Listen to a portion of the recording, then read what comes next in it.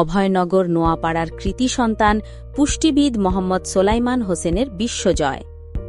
অভয়নগর নোয়াপাড়া উপজেলার জন্য গর্ব ও সম্মানের এক অনন্য অধ্যায় রচনা করলেন কৃতি সন্তান আন্তর্জাতিক খ্যাতিসম্পন্ন পুষ্টিবিদ মোহাম্মদ সোলাইমান হোসেন।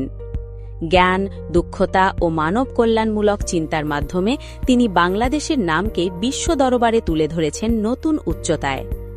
গত 18 জানুয়ারি যুক্তরাজ্যের ঐতিহ্যবাহী লন্ডনের অক্সফোর্ড ইউনিভার্সিটিতে হেলথ ও ওয়েলথ বিষয়ে গুরুত্বপূর্ণ বক্তব্য প্রদান করেন পুষ্টিবিদ মোহাম্মদ সোলাইমান হোসেন। তার গবেষণালব্ধ জ্ঞান ও বাস্তবভিত্তিক উপস্থাপনা আন্তর্জাতিক অঙ্গনে ব্যাপক প্রশংসা কুড়ায় এবং বাংলাদেশকে প্রতিনিধিত্ব করার গৌরব অর্জিত হয়।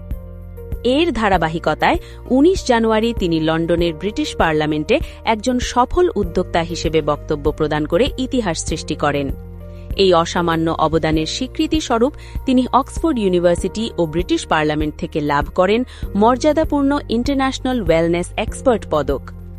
আরও গর্বের বিষয় হল, প্রথমবারের মতো অভয়নগর উপজেলার কোনো ব্যক্তি হিসেবে তিনি আমেরিকার মেরিল্যান্ড স্টেট ইউনিভার্সিটি থেকে doctorate of philosophy in alternative medicine PhD degree অর্জন করেন, যা এই অঞ্চলের ইতিহাসে এক অনন্য মাইল ফলক।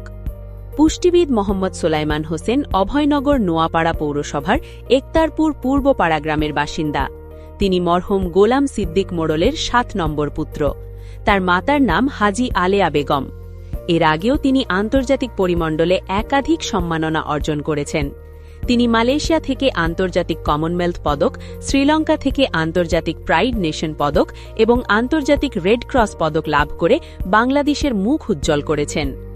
পুষ্টিবিদ মোহাম্মদ সোলাইমান হোসেনের এই বিশ্বজয়ী অর্জনে অভয়নগর নোয়াপাড়া এলাকার সর্বস্তরের মানুষ গর্বিত ও আনন্দিত। তার সাফল্য নতুন প্রজন্মকে বিশ্বমুখী স্বপ্ন দেখাতে অনুপ্রাণিত করবে, এমনটাই প্রত্যাশা সকলের।